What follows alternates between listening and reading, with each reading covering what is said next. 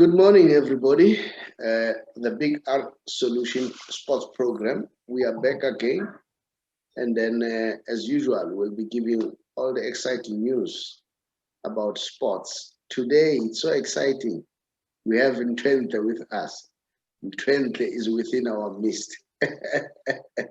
So Untitled, you know, on Saturday morning, I forgot that we were not in. So I was supposed to start with last born. I said, Untitled, can you come in? All right.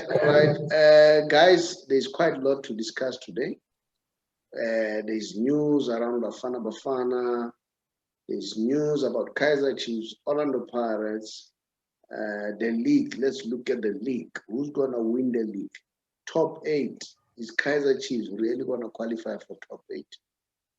Because there are other teams that are just behind Kaizer Chiefs. Is Chiefs going to fight for top 8? I remember Gavin Hunt says he wants a very respectable position in the lock. So we don't know. Maybe the win over the weekend will encourage Kaizer Chiefs to do well and then get a better position in the lock. And then not only that, we have to look at a number of issues. Mamelodi Sundowns, what happened? Is it fatigue that is creeping up with them? And then what is the solution to that? Okay. We also have to talk about the Super League. There's some news that we got about the Super League. Is it a good idea or what? Let's also talk about the UEFA Champions League. They have increased the number of games. And some players are already saying this is too much. They don't think for us. You know, we are not machines. We are not robots. We are human beings. Why they want to pile so many games? So there are quite a number of things that we need to discuss. We need to look at England, Man City. Are they winning the league? How many points do they need to win the league? Italy, what's happening? Inter Milan, is the league wrapped up already? We need to look at all those. So it's going to be very, very exciting. But let me continue and welcome my co-host, Twentlo, Jacob Selematsela. Jackie, welcome to the show. My brother, thank you very much. Thank you very much for welcoming me. After so long, I haven't been with you guys.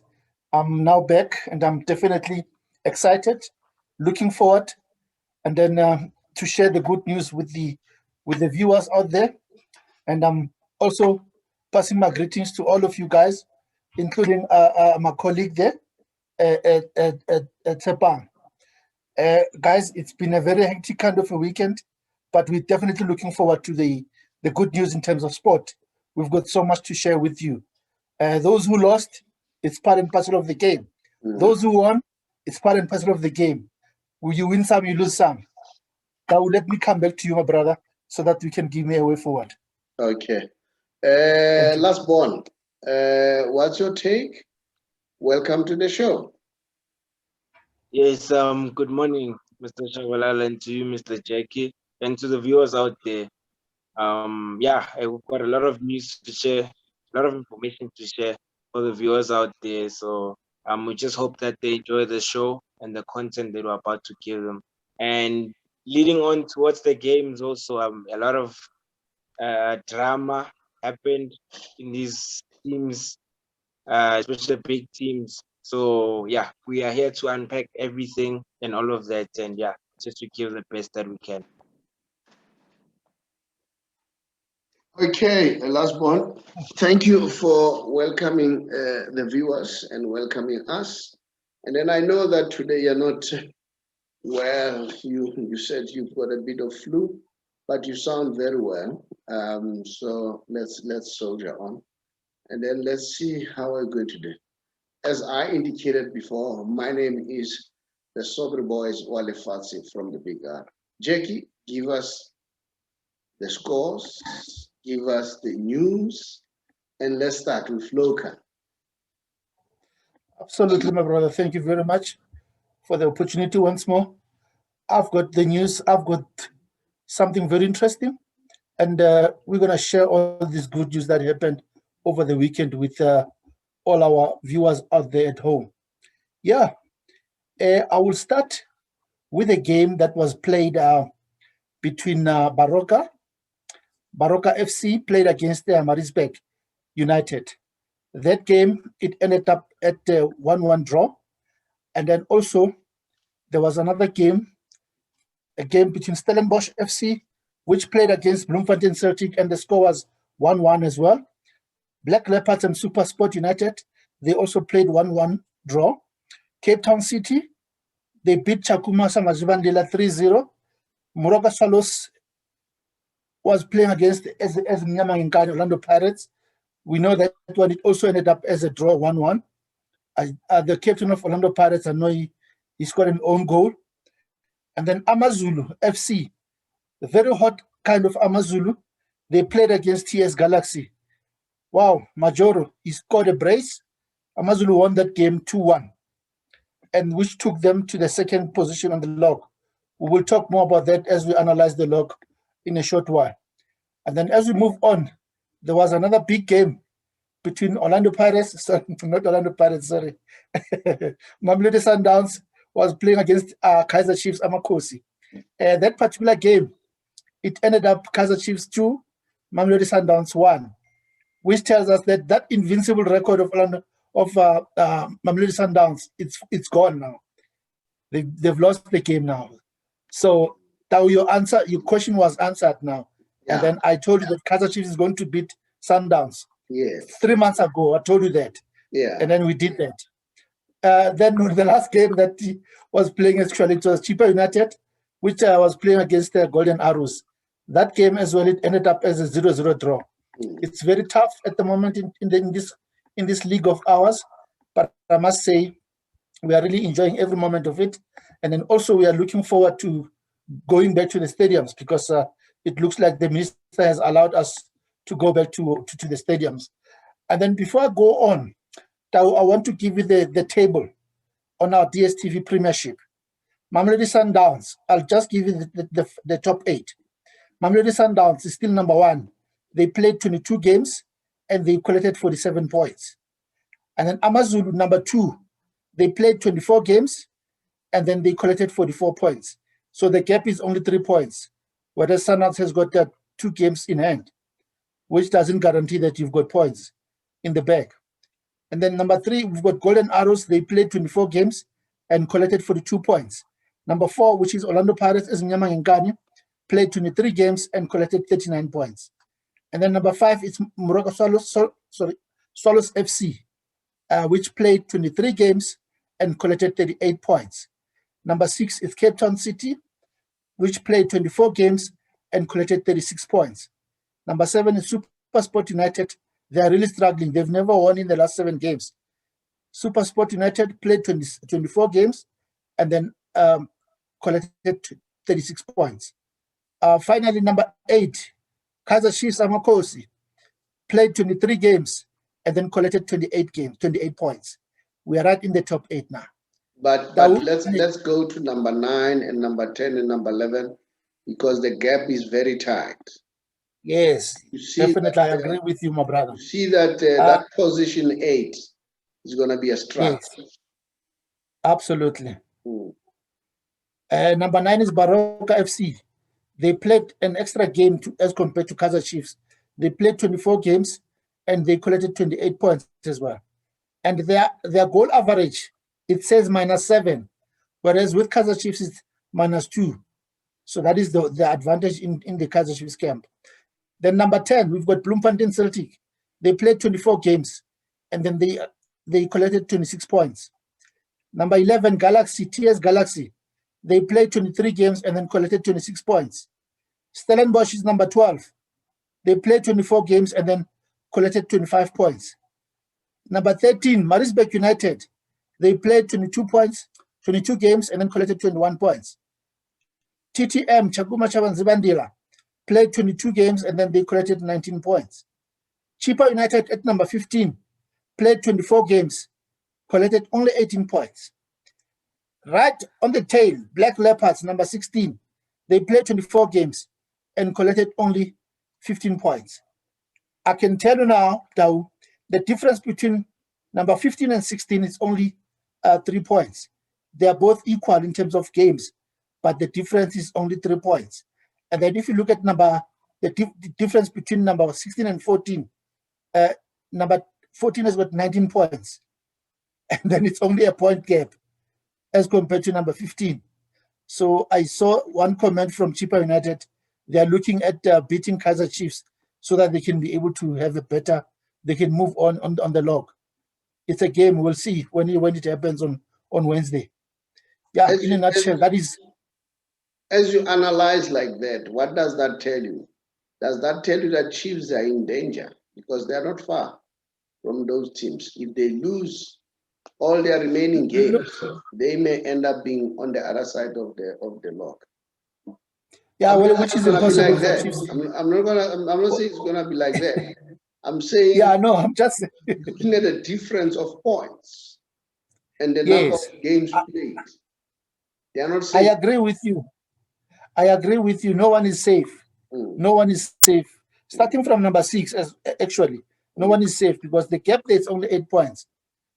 And the next 5 games will tell us more exactly what's going to happen in this particular league. And now then, as you can see, yeah. Let's look at the top. You have Amazulu and Mamelodi Sundowns. That's correct, yes. Amazulu are left with only 5 games, which means if they win all the 5 games, they can collect about 15 points. Now, that simply means if they collect all 15 points, currently they have about 66 points, all right? Yes. And then, no, I'm mixing up. They've got 44 points, Amazulu, currently. Now, they are remained with about 6 games. If they win all their 6 games, so they'll have 18 points on top of 44. And then collect, they'll have 62. Mamelodi Sundowns, they have 47 points. And Mamelodi Sundowns, they still have about, how many games 8 left? Games. They have 8 games. 8. And Mamelodi Sundowns, they need only to win 6 games. And the league wrapped up, you know? Exactly. So had they won this game, I think it would have been ideal for Mamelodi Sundowns to wrap up quickly so that they can start preparing for Africa Cup of Nations or the African tournaments, you know? And then, so what we saw in the game of Mamelodi Sundowns, I think I noticed something that is fatigue in the players of Mamelodi Sundowns. And that's not only that, we heard Mangoba Ngwiti 2 months ago. He once said that our players, I can see that they are tired. And then, one asked a question. Mamelodi Sundowns being one of the richest teams in the country, Mamelodi Sundowns with such a big squad, why are they not rotating players? Because had they rotate players, they wouldn't have experienced what they experienced. I think they've reached a stage of burnout. All right? And then, you know, in our community, I saw nice comments. I heard Walter saying, as a player, you need to manage your body very well. He mentioned something very, very important. They need to rest, all right?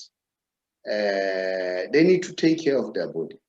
Our players in South Africa, if they really, really want to be at a high level, you know, I always say they should use Cristiano Ronaldo and Lionel Messi as yardstick. Because these 2 players have been in their peak for 15 years. Not only those 2 players. Look at Zlatan Ibrahimovic. He'll be 40 years this year. And then because he is so irreplaceable, AC Milan has decided to extend his contract by another year. And now you ask ourselves, with our players, can they go to that extent? One of the things that I think, you know, everything needs management. Life, it's all about management. If you don't manage things well, you'll collapse. You manage your life, you manage your body, all right? You manage your diet. That's very important. Now, look at where management starts. If you're a Christian, you know very well that God created everything, everything on earth. And then on the seventh day, he created man. All right? You know why he created man? He wanted man to manage all the resources that are on earth. So management is right at the beginning. So if management is on top, you'll definitely succeed. Now, where am I going with this? Our players, they need to manage their body very well and their games very well. Our players, they like going to malls, all right, to get that attention. You know, fame goes to their head. Our players, they are found to be partying, all right, not taking care of their body.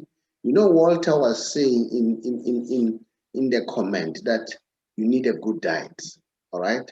You need to rest. Resting is important. You know, I listened to Elon Musk.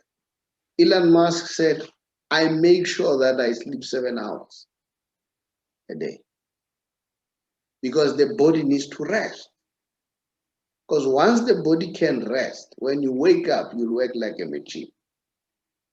Now, I think our players need to start learning these simple principles of taking care of their body and managing their time very well.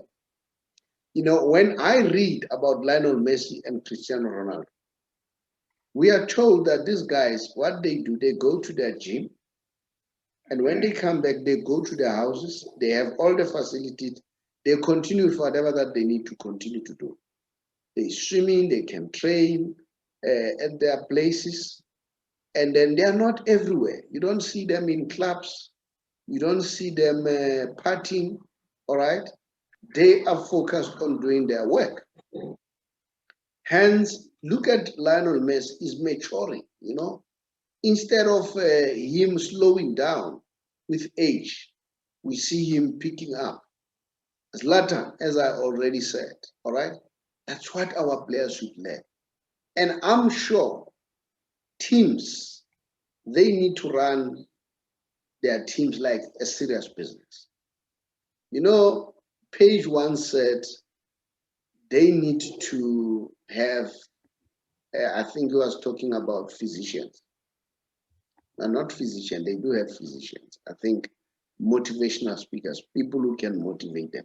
But it doesn't end there. They must have psychologists who can work on their minds. Not only them, not only the issue of psychologists, they must also have archives.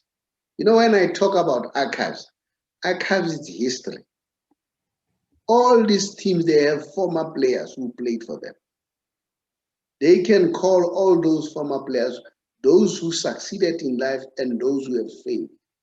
Those who have failed, they will come and preach the message of saying, you know what, when I played for Mamelodi Sundowns, I thought I have arrived and I just messed up my life. You can imagine if a team like Mamelodi Sundowns, they can fetch a person like Lerato Shabang, whom we have seen what is happening in his life, and come and tell these youngsters to say, guys, avoid what I did and live a clean life. And there are other players who have succeeded who were at Mamelodi Sundowns. They can call those, that's an archives, because those people can share their experience to say this is what happened. If you remember quite well, not long ago, Brian Baloy said, if I were in Itumeleng Kune's shoes, remember at some point there was a rumor that Itumeleng Kune was thinking of joining Mamelodi Sundowns. Then he said, I would advise him not to do that. I made that mistake myself. You need that. You need that. You need people who can tell you that I've traveled the road and this is the mistake that I did. All right. So our players, they really need to improve how they manage their lifestyle. That's very, very important for me. All right. And then When I talk about the archives, if you remember quite well, there were times when Messi was missing penalties like nobody's business. And then what did he do? He went to the archives. Then he saw one penalty that was scored by Johan Cruyff to solve his penalty drought. Messi did the same thing, and then he went back to scoring the penalties again. So I'm just saying, for Mamelodi Sundowns, for the players to reach a stage whereby they say they are tired, they are fatigued, it's inexcusable. A team like Mamelodi have resources. They can invest in resources. They have 3 coaches for that matter. 3 coaches. Those 3 coaches, they can be able to rotate these players. Not all players need to be rotated. We know that a player like Mshishi is like Lionel Messi.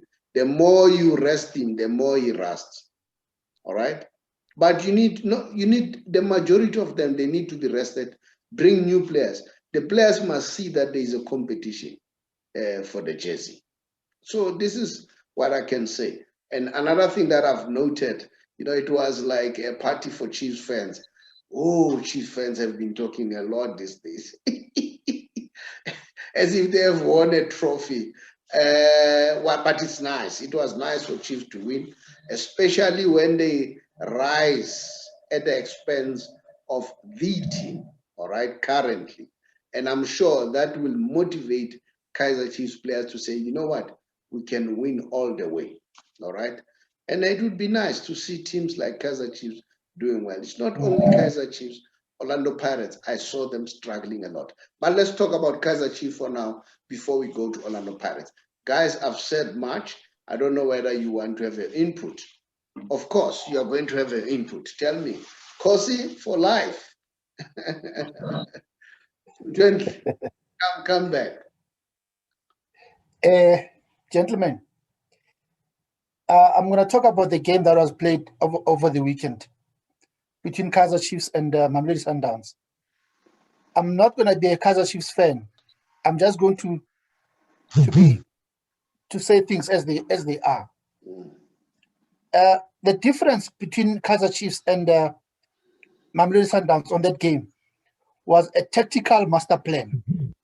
When I talk about a tactical master plan, I'm talking about the plan that was used by the coach in that game. This is what we call a transitional game, transitional play. If you look at traditional or transition? Transitional. Okay. Yeah. Yes, transitional. If you look at a player like Mshishi was tightly marked. There's always somebody who was marking him very, very tightly, and that was Cardoso. And then if you look at a player like Mutupa, he was always under a watchful eye of Mato. Mato was all over with him, up and down just like that, up and down just like that. And then the most interesting part that took place is this. In the first half, I counted 3 clear-cut chances for Kaizer Chiefs to score 3 goals. And they didn't use those opportunities. And Mamelodi Sundowns, because of most of the players were focusing more on Mshishi, then that's when Cirino just came from nowhere and then he scored that particular beautiful goal. And in the second half, things changed in the second half. That's where now the coach, Gavin Hunt, indicated to the team that, guys, we just have to make sure that we do the basics correctly. Then we just relax, and then goals will come. Because at the moment we don't have any that sense of urgency. And then what he did, it's a masterstroke. He put out Manyama, and then he put in Nukovic. And then he also put in Zuma, Tumsari Zuma. Why did he put Zuma? Remember that Zuma he has got speed, and then the side where Mabu was playing, he was always up and down like that. So that's where we utilize the space. And the most interesting player in this particular game, for Kaizer Chiefs specifically, Blom. For me, the way he's playing, it's like he's been playing for Kaizer Chiefs for the last 15 years or so. And he just came now. He reminds me exactly of Jan Malombo Lishaba. That's how he's playing. The through pass that he gave to Zuma, it's out of this world. It's unbelievable. Remember that Kama Billiard was the one who was supposed to give the speed up front. So he got injured. Then Zuma was a master stroke. As always, he changed the game, changed the completion of the game, and he even scored. But another most dangerous player, which is Nukovic, he changed that game altogether. The way he's holding the ball, the way he's making sure that the game is slowed down, and then he's looking to give passes like that. Look at that particular cross. He hit it hard, and then he was crossing. Unfortunately, like the coach Mangoba said, there's no luck in football. There must be hard work. You worked hard. He worked hard for that particular cross, and then it went into the net. That was a master tactical plan by the Kaizer Chiefs coach. Look, Sundowns, they needed Shalulile there. He was definitely missed. And then it looks like, I don't know, the selection of the team, I don't think it was that spot on. I mean, in such a big game like that, Matupa hasn't been played for some time. After he was involved in a car accident, he never played. He only playing now. And then the issue of Sundowns saying that the players are fatigued, I don't take it. It's not an excuse. That those people, they've got players. They've got good quality players. They can change the team each and every week. This is where now that the downfall of the coaches, relying on certain players, not giving other players a chance. You need to rotate players so that you can be able to make sure that they are ready for the next coming game. However, it's never too late. They're still on top of the log, and then they're still having points in the back, and let's look forward. The next 5 games will decide exactly where is this particular league going to. And sorry, Tao? No, finish up. Yeah. If I move from Kaizer Chiefs and go back to Sundowns again, they will be able to go back to the drawing board, and I think they will be able to win the next game. Okay. Let's just look forward to that. Yes. Okay, I think Mamelodi Sundowns, they need only 6 wins. Then the league is over. And they're left with 8 games. So yes, they need to plan as far as that is concerned. Let me hear Lasbon before I come up with my comment. Lasbon, how did you see the game? Okay, no, Mr. Shabalala, firstly, let me say that Chiefs got it right. You know, I did say that if they can get it right, then they will be able to win the game, and they got it right. So let me start by just being brief. In the sense of Mamelodi Sundowns. Sundowns, as Mr. Jackie was saying, that you can blame the coaches this time. Their planning was very not spot on. Sundowns has players. If the likes of Shalulile is not playing, Kemeti Rasmus was on the bench. Why don't you start with Kemeti Rasmus? Erasmus is similar to Shalulile, and Erasmus is even more aggressive, to be honest, because he's not a player that just wants to stay at one place, but he's everywhere. So you needed that type of energy from a player like Erasmus, since it's been a while since he has played. So he's back in the team. Why don't you start with him? Because he gives you something. And the problem was with Sundowns, they had the position, it's fine, but they're not utilizing it in dangerous places. You can have the position, it's fine, but they didn't use it effectively and penetrate Chiefs. I mean, even with Kaizer Chiefs, there will be 3-4 players just marking Mshishi, Tembazwane. And then what happens to the other players of Kaizer Chiefs? So then it means that there's a gap that Sundowns should have utilized, but they only used it once with that Sereno goal, but they stopped using those kind of opportunities again. So these are the kind of mistakes that Sundowns didn't actually capitalize on. They had the ball position and everything, but they didn't use the position effectively. But coming back to Kaizer Chiefs, they managed the game well. They had a plan and it worked out for them. They had a plan, it worked out. we all thought that the game was done when Sundowns scored that goal. The Chiefs would never come back. But you know, there's something called big match temperament, BMT. Kaizer Chiefs had that. The belief that they had within them, they never stopped. You know, but also I can also blame the Kaizer Chiefs coach also for, you know, players like Zuma. How long will they keep on rescuing Chiefs when he comes in as a super sub? I don't know what's the problem, but he can't keep on doing the same thing over and over again. How long will he keep on doing what he's doing right now? Because every time when he's off the bench, he gives Chiefs something. Why is it a problem on starting him? Let him start games. You know, he starts games once in a while, but you're not even making it a regular thing. You're not even giving the boy the chance to go in confidence and be a reliable player, then rather putting him as a sub. He comes in as a sub. You understand? So these are the kind of mistakes that the coaches need to check. But above everything else, Kaizer Chiefs defense was spot on. That's something that I was very actually surprised about. It was spot on. Other than Mamelodi Sundowns, I mean Sundowns had players like Nascimento on the bench. Why don't you put in Nascimento? Let him play with the Busa, because they had your Brian Onyangos, but it's been a while since such players play, and you're playing a big game. You're relying on heights. First things first, Onyango's slow, and you never know within a game like Kaizer Chiefs what might happen, because a team that's off form, you never know that what they might do to you. You understand? So you have experienced players like your Nascimentos. The players are crying. The coaches are crying about the players fatigue, but you've experienced players on the bench. Why don't you let them come in? Let them stabilize the game for you. Let them play for you. But that's why I'm saying that the coaches, I think on that day, they got it wrong by Mamelodi Sundowns. You know, there are players like your Lisedi Kapingas also. They've got energy.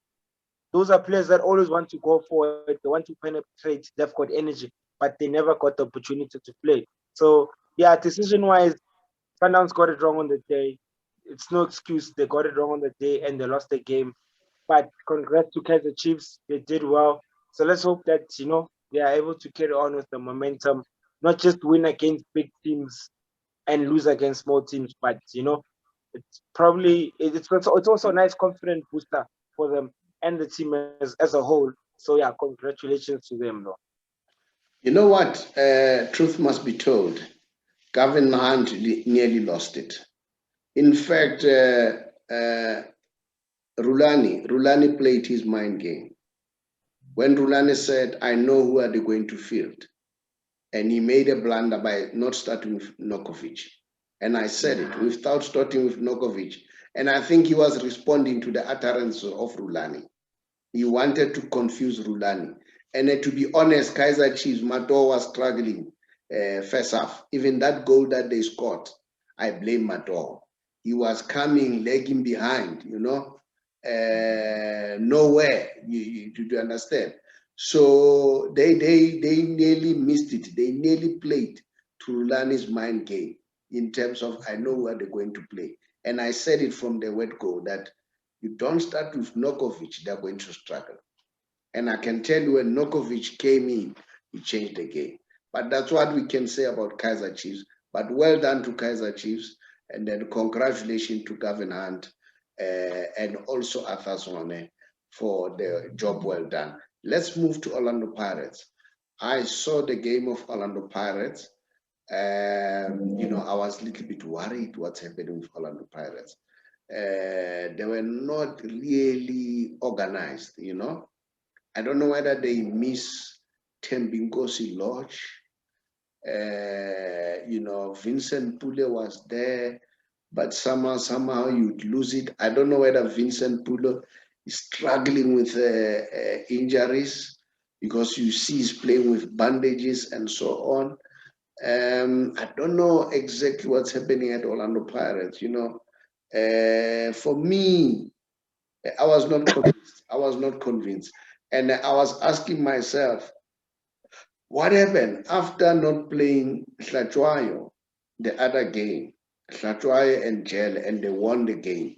He played a young man who did well. Now, all of a sudden, why do you bring Hlatshwayo back? Did you understand? So, for me, I don't know what's happening at Orlando Pirates. You know, sometimes they play well, they are doing well, and then all of a sudden, on Saturday, they were not like Orlando Pirates. And I'm sure Pirates are regretting for letting Matlaba go. You know, Matlaba, that boy is good. He's really good. He's still good. You know, he went to Black Leopards. He was good. He's still good even now at Morocco Swallows. You know, I think there is a bit of regret on the part of Orlando Pirates for letting him go. I don't know whether are they also regretting about Majoro, Orlando Pirates, and Kaizer Chiefs, and both teams. Are they regretting with Majoro? Because Majoro is on form, is doing well. And Benny McCarthy, I heard him saying, you know, a player like Majoro, he'll give you a different dimension, you know, and then give him confidence. Tell him that, you know, you need him. Show him that you trust him. And then he'll give you something different. I don't know. Major is doing well at Amazon. So, Jackie, what's your take about Orlando Pirates? And they can also couple it with the performance of Amazulu together with Benny McCarthy. I'm looking at the time. Time is Yeah, definitely. I'm also worried about Orlando Pirates. You know, it looks like there's so much inconsistency.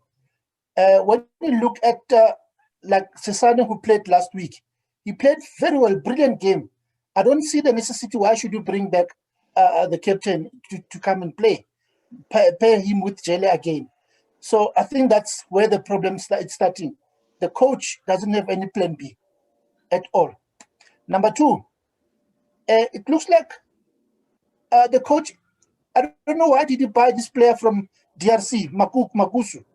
yeah. Makusu is a very good striker. And then a player like Mohango is nowhere to be found. He was the leading goal scorer for Orlando Pirates last season. I don't know why is he not giving them a chance. Players need to be given a chance as well. I think they are not happy. They're not happy because of they're not getting any game time. And then also, there's another problem with Lodge. Lodge it's alleged that he wants to leave Orlando Pirates, or else they must pay him 1.5 million per month in terms of salaries. You can't make such demands in a team, especially at this time of the season. You see, so something's not right within the Orlando Pirates camp. And mark my words, I don't see this coach lasting that much. Next season, I don't see him still with Orlando Pirates. I'm not saying he's bad or anything like that, but the way things are happening right now, you've got strikers, natural strikers. You leave them on the bench. You use midfielders to play as strikers. I don't understand. Why do you buy strikers? Then end of the day, you don't even utilize them. Makusu has been with Orlando Pirates now more than 8 to 9 months from the start of the season, and he has never been given an opportunity to play. And he came by a loan, and then he has to go back very soon when the season comes to an end. So many players are not happy within the Orlando Pirates camp, and I hope and I wish that things could turn around, and then they must be, if they can be consistent. You know, the Orlando Pirates that I know, when the season started, they will attack you left and right. They will attack you and score goals. So right now, Orlando Pirates is playing without strikers. How do you score without strikers? So I think the coach has got a problem.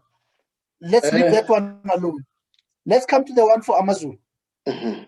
Amazon. Okay, it's fine. Amazon, as you just mentioned earlier on, Major is on top form, definitely. The Benny McCarthy magic is working at Amazon. In their last 8 games, they won 7 games. That is a very good track record. And you know what? You can see that there's so much change within that team. The technical team is working very hard, and then the management is also supporting them. I mean, everything is Amazon right now. It's a team to beat. They are playing very well. It tells you that we've got a good coach in our own Benny McCarthy, which I think we should also give an opportunity to be within the Bafana team. He has played in that team. He has played overseas. He's got so much experience, and now he's the coach. So we need to also believe in our own products as well as South Africans. So with Amazulu, I think they've done very well. I must really congratulate the team. I must congratulate the Sandile. Sandile has done very well. He has done very well. You know what is good about Sunday? He is always there at the ground. Absolutely, You know, absolutely. that is He very is important. hands-on.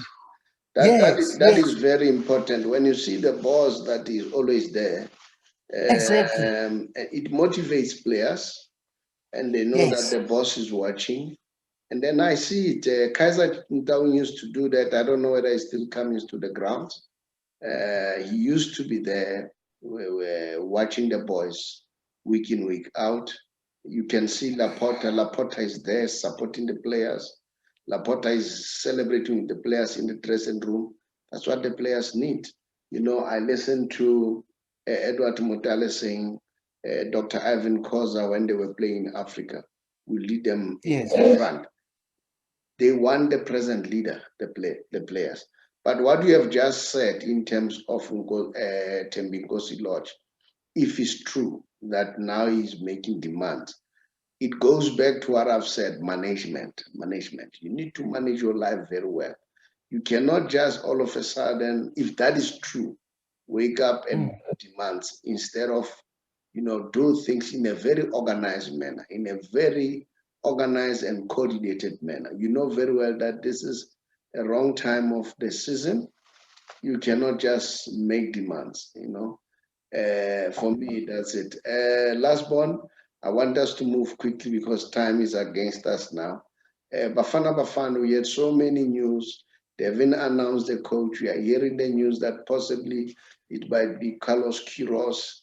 We got the news that Carlos Queiroz might not apparently decline. Those are the rumors or allegations that we hear. Apparently, they went to Pitso Mosimane. I think Pitso Mosimane, we are told that Pitso Mosimane is their leading candidate. And then we don't know. I don't know what's happening with Bafana. But that's all. But they say they have a coach. They are just tying up the last loose ends. We are interested, who are they going to appoint?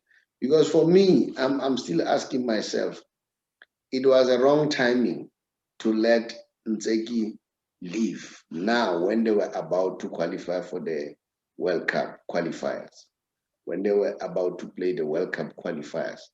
If they see something wrong in Ntseki, maybe they shouldn't have appointed him in the first place.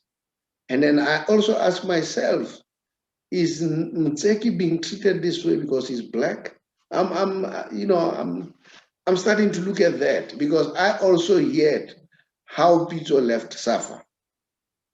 Pitso said, I selected the top 6 teams in Africa to play friendlies with them, to prepare myself. All right. And then I lost against those teams. People could not understand the philosophy. I sat down with the president, which is Mr. Danny Jordan, and the team and say, guys, I'm doing it deliberately because these are the people who normally qualify for the World Cup.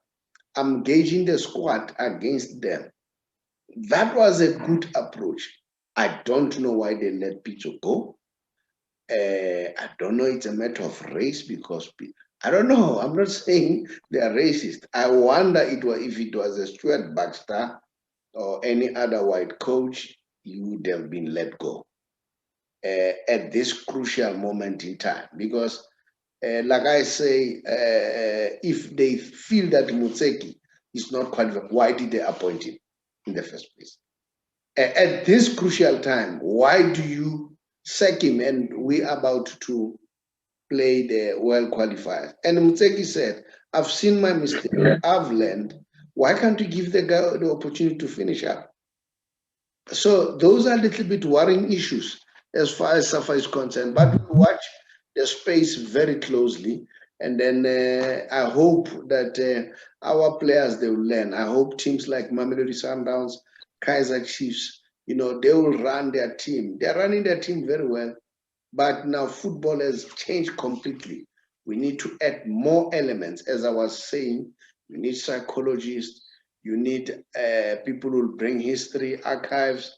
There are people like Dr. Kumalo there, they can share information with the players. Jerry Skosana at Orlando Pirates, they can share a lot of information with the players. That's very important. Max Maponyane, you know, and just to motivate the players, you know, to say, guys, this is how things are being done. If you can do it, then we can reach the better heights. And these guys, when they are brought in, they must be paid. It should not be a question of, no, you are a stalwart and then and a legend. They must pay them to do that so that they can be motivated to come and do their work, you know. And I don't know, maybe it's like that, eh? Maybe I'm talking from a point of naivety. Maybe it's like that, but if it's like that, because I'm a little bit worried, the players of Mamelodi Sundowns, how do they reach the stage of fatigue? I can tell you Mushishi was tired. You could see that Mushishi was tired, all right? Because he plays too many games, you know, and you know, they need to think sometimes, what do they do in managing? Remember, I still go back, management, in managing the squad. You've got other players, like you are mentioning Masuku. He has been loaned, he's a striker. The coach doesn't play him. How do you manage players? How do you manage the ego of the player? All right? The motivation. So those are some of the things that we need to look at. Guys, let's move on to the international football quickly. And then, Jackie, I don't know whether you want to give us the results. Maybe let us not go to the results. Let's just look at the logs of international football. Which one do you want to look at? You want to look at La Liga or which one do you want to look? I can give you Okay, I'll start. You've got something there. I've got the English. Yeah, I've got the English Battles League, Premier League. Okay, give us the top 5. In fact, not even top 5. Remember, it's top 6 because others are fighting to be in the top 4. And yes. Just give us the English Premier League. What's happening? Okay, I'm gonna be quick. Number 1 was still having Man City, played 33 points, 33 games, and then they've collected 77 points. Man United, 32 games played and collected 66 points. Leicester City, number 3, played 32 games and then collected 59 points. Number 4 is Chelsea, played 33 games, collecting 58 points. Number 5, West Ham United, played 33 games, collected 55 points. And then number 6, we've got Liverpool, played 33 games and then collected 54 points. And then Tottenham Hotspur, number 7, played 33 games, collected 53 points. And then number 8, we've got Everton, played 32 games, collected 52 points. Yeah. Number 9 is no, Arsenal. Just there, number 8. Oh, number 8. Okay, cool. From number 9, I don't think they'll make top 4.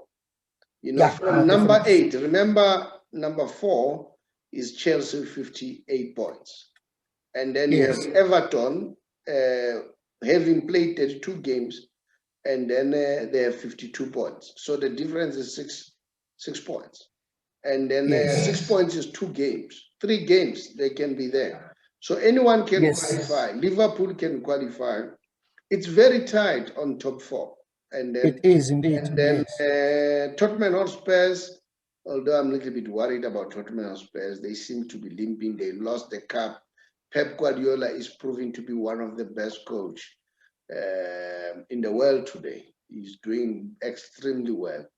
Pep, I think now he needs one Champions League.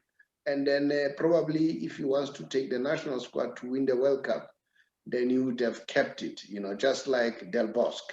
Still remember Del Bosque? Who was coaching Madrid. He's the only coach who won Euro, World Cup, and then Champions League. So, yeah. So Pep, I think he's in that class. He's a very good coach. I think it was the 30th title that Pep has won, which is amazing. Pep has just transformed Man City. And guess what? Man City needs only 2 games. If they win 2 games, the league is over. If they win 1 game and Man United lose 1 game, the league is over. So the league is done. That's how the matters are so tight. But in terms of number 3, number 4, Leicester is not safe. It's 59. And then you have Liverpool 54. They can still go to top. Yes. So anything. Absolutely. Right? Now, let me give you the stats of the players in terms of top goal scorer. Number 1 is Harry Kane with 21 goals. Number 2 is Mohamed Salah with 20. Number 3 is Bruno Fernandes, 16. Number 4 is Son with 15. Number 5 is Dominic Calvert-Lewis with 14, together with Patrick Bamford of Leeds United with 14 goals. So those are quite exciting things. In terms of assists in the English Premier League, Harry Kane is leading again, 13 assists. Bruno Fernandes, 11 assists. Kevin De Bruyne, 11 assists. Jack Grealish, 10 assists. Son, 9 assists. Football has just developed, guys. They don't just look only the goals, they look at assists. There is a new phenomenon, a new emergence, assist towards the assist. Have you heard of that one? Assist towards the assist. So football has changed, has just changed completely. Yes. Last one, what do you want to say about the English Premier League? No, I've got nothing. At the moment, all I can say is Man City are on the right path, and congratulations to them for the victory over the weekend. So they're on the right path. Let's see if they can take it to the Champions League, as they are facing off with PSG on Wednesday. So let's see if they can keep it up. That's all I can say. All right, let's go to Italian Serie A. Italian, you've got it. Okay. You've got it. Italian Serie A. Yes, I've got it. Yes, Okay. I've got it. I'll give you the table quickly. Yeah. Number 1 is still Inter Milan, played 33 games and then collecting 79 points. They are cruising. Definitely, they are cruising. Unstoppable. Then number 2, you've got Atalanta, played 33 games, collected 68 points. Then that was number 2. Ne? Number 3 is Juventus, played 33 and then collected 66 points. Number 4 is AC Milan, played 32 games, collected 66 points. Number 5 is Napoli, played 32 games and collecting 63 points. Lazio, 31 games played and collecting 58 points. Number 7, Roma. No, at played, number 6, number 7 won't make it to top 4. Yeah, it won't make it. Yeah, no. Yeah.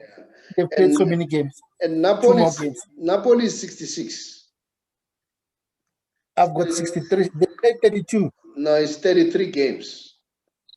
Okay, it's not updated on what I've got right now. Okay. Now, let me tell you who's number 2, according to what I have. It's Atalanta. Yes, it's not with me as well. Yeah, played 33 games and then collecting 68 points. Ne? And then Milan, which is AC Milan. They have played 32 games. They are at number 3 and then 66 points. Napoli, number 4, 66 points, 33 games. Juventus, number 5, 33 games, 66 points. So Juventus, they still have a chance, They can still qualify, and then there is a rumor that Cristiano Ronaldo might go back to Real Madrid. So those are the news. And in Serie A, let's look at the top goal scorer in Italy. Number 1 is Cristiano Ronaldo, 25 goals, followed by Romelu Lukaku, 21 goals. And then followed by Luis Fernando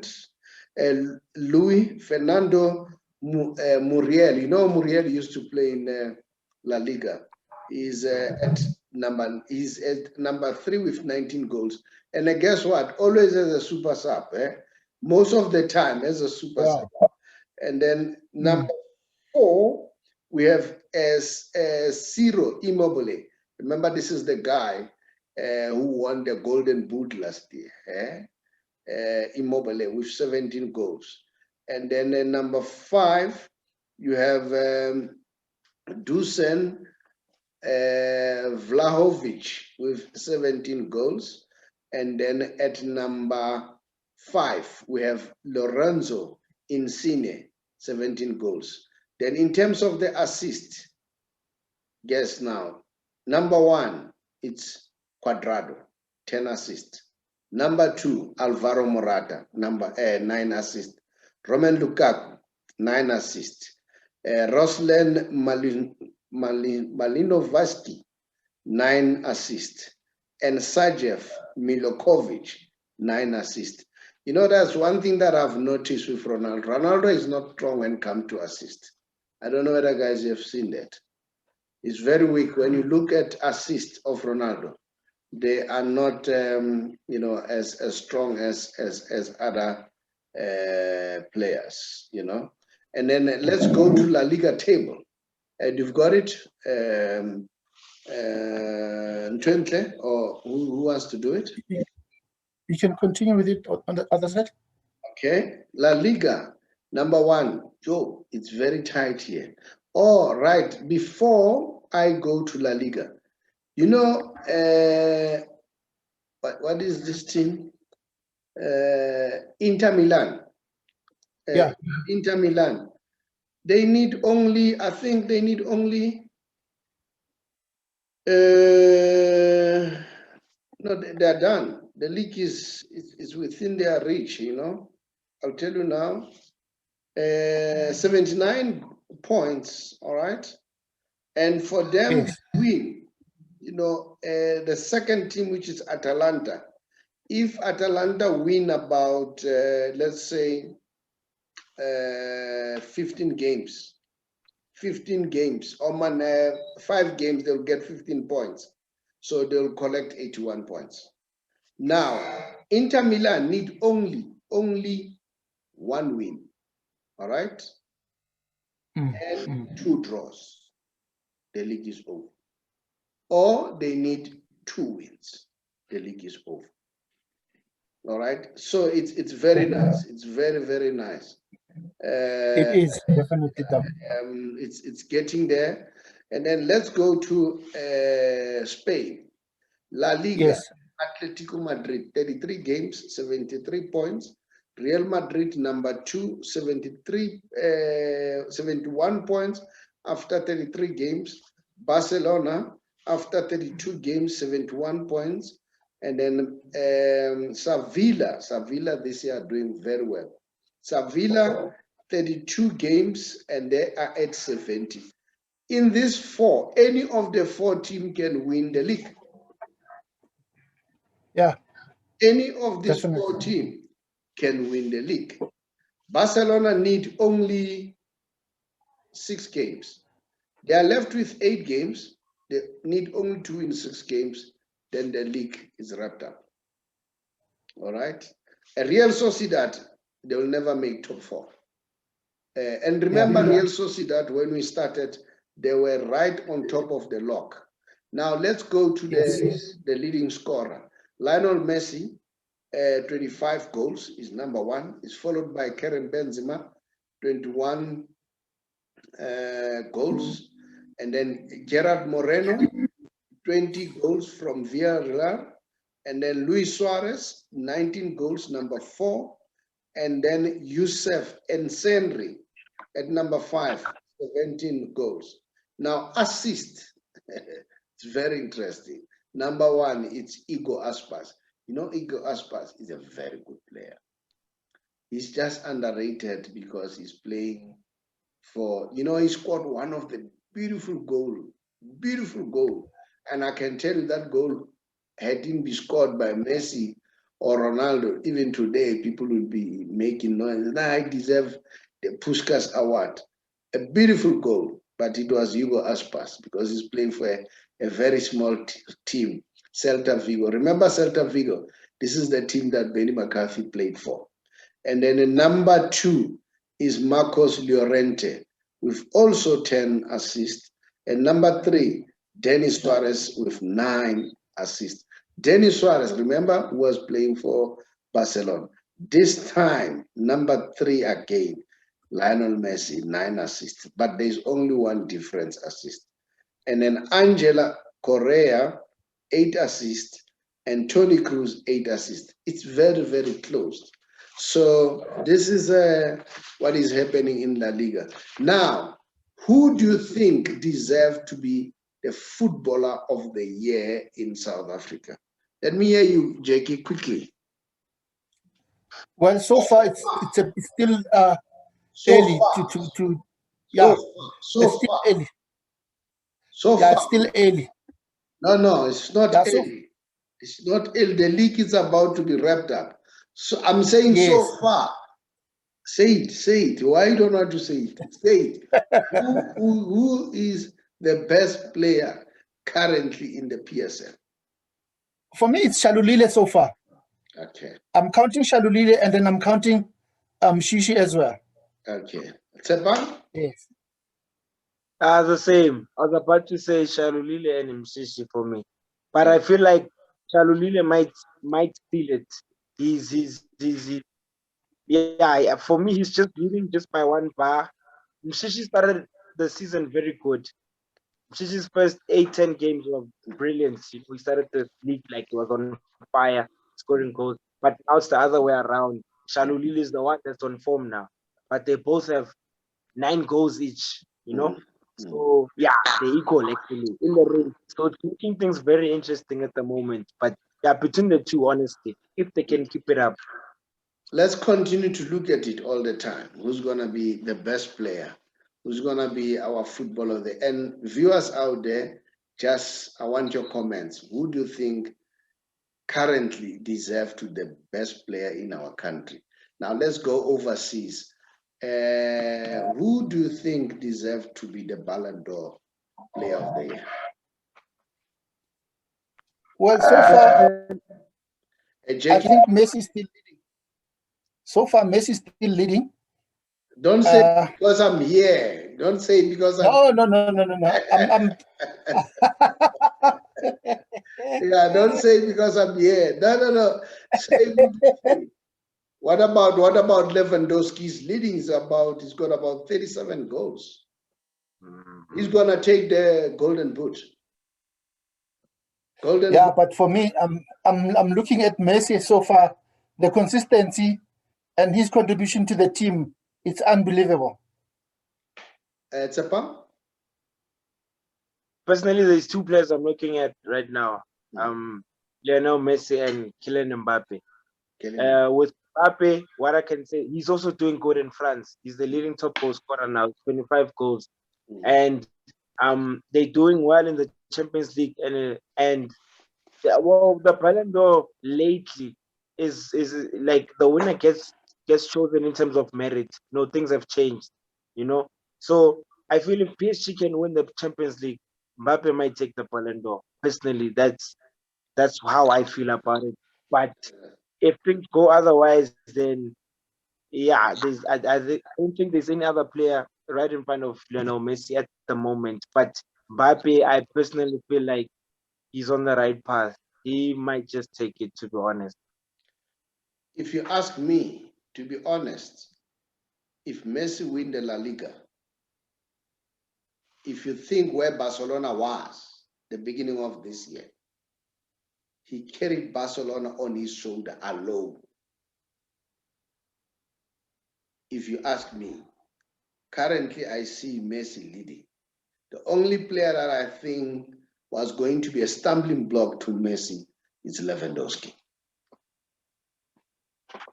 That's me. But should Messi win the league, I don't see anything stopping Messi to claim that Ballon d'Or again. Looking at where Barcelona was and carrying such a team that was so disjointed alone on his shoulders. That's all I can say, especially if he can play well in Copa America. Forget it. It's going to be one of those days. Guys, before I go to the Messi special, I want to say the news as far as the Super League. Their news, you know what? They say why it became a mess. Vladimir Putin, the president of Russia, one of his companies is the main sponsor, is one of the sponsors for the Europa Champions League. Apparently, he phoned Abramovich of Chelsea and said, you must pull out of that Super League. So, and we also hear Pires said, of course, the team they've claimed to have withdrawn, but in essence, they are not off the hook. They are still binded by the contract. And then he said, if they withdraw, they are going to be hit with a heavy fine.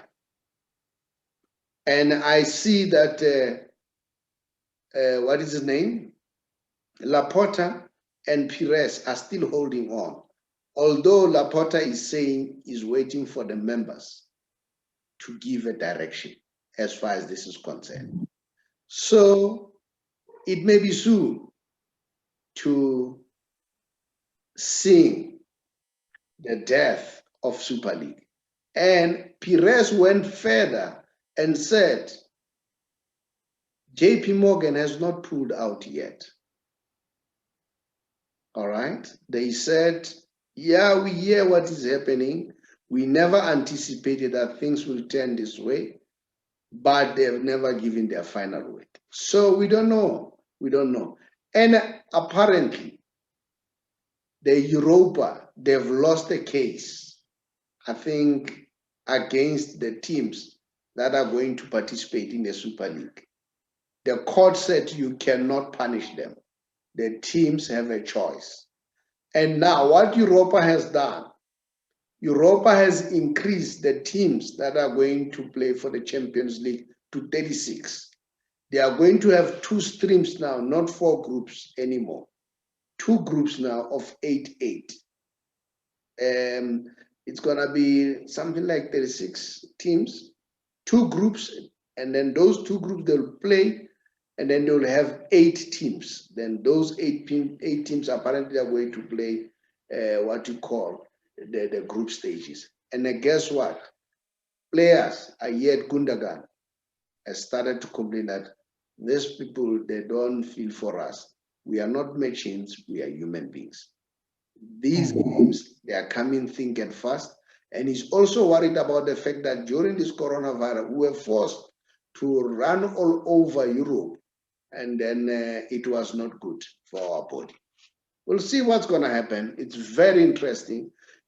You know, when I said never ruled the politics in football, politics are there. You'll hear people that, no, you can't mix politics and economy, politics and sports.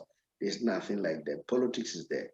Now listen now, Vladimir Putin phoned Abramovich and said, tell your guys to pull out of that Super League. We'll see. We'll watch the space very closely. Now let's move to the Messi special. Messi from 20. 5 in the wall. Messi drives and pings it off the post. He went to the keeper's side. It's 4-3. Miraculous! Simply magisterial again from Lionel. And it may be too late, but who knows with him on the field. A staggering, masterful, ingenious strike of the highest order. Used upright as his reference point, like Minnesota Fats with a pool. The Messi special, where we're going to start? We're going to start here. You know, can you see that, guys? Yes. Should I enlarge it? Yes, you can. But it's clear. Now, Sure. so far, this season, no, I think it's over a period of 10 years, since from 2010. Lionel Messi, in terms of the goals this decade, is leading with 368 goals. And then it's followed by Ronaldo with 334. And I'll keep on reminding you, remember Ronaldo played 144 games more than Messi. And then it's followed by Luis Suarez with 233. And then Ibrahimovic, 229 in this decade. And then Lewandowski, 227. And then Cavani, 223. Look at the gap between Lionel Messi and Lewandowski. It's more than 100 goals. This guy is a genius. He's a genius. oh, GS, what happened now? He's a genius. Now, let's look at the assists, all right? Can you see that, guys? Yes, we can. Is it clear enough? Yeah, it is. The assist in 10 years, Lionel Messi is leading again with 141, followed by Thomas Muller, 130, 11 difference, followed by Di Maria, 129, followed by Luis Suarez, 124, and then Ozil, 118, Eriksen, 116. We don't see Cristiano Ronaldo again in that. Look, Cristiano Ronaldo is a great player. Don't make mistake. He's a very brilliant player. Don't underestimate him. For me, Cristiano Ronaldo is the second best player after Lionel Messi. As we speak, this year only, after 29 games, Mbappé is at 25 goals. Erling Haaland, 26 games, he has done well. He has done extremely well with 25 goals. All these guys are at 25 goals. After 28 games, Cristiano Ronaldo, 25 goals. Messi, after 29 goals, 25 goals. Now, the question is, who's gonna be the top goal scorer among these four players? What's your take, Jackie? I see Lewandowski doing well as well. No. Talking about this list. This four, yeah. Okay, on this four. Yeah. Hey, it's a bit tight. It's a bit tight, but you know what? I see Ronaldo as well, scoring more goals. And so Ronaldo will lead this year, according to you. That's correct, yes. Okay. Yes. Tshepang? Mbappé for me. Mbappé for you. You said Erling won't make it. No, I don't believe in Helen that he can make it. But Mbappé for me can go the way. As always, for me, Lionel Messi. Yes, Mbappé can come close. I mean, any one of these guys can take it. But if you can ask me to bet, I'll bet for Messi. That's it, guys. Thank you very much. It was a very long show tonight. And then, thank you guys for really being, always being there. And then our viewers out there, please continue to subscribe and continue to like. And please, guys, recruit more people, just like Kaizer does. Kaizer is recruiting more people for our show. Guys, thank you very much. Good morning. Thank you very much.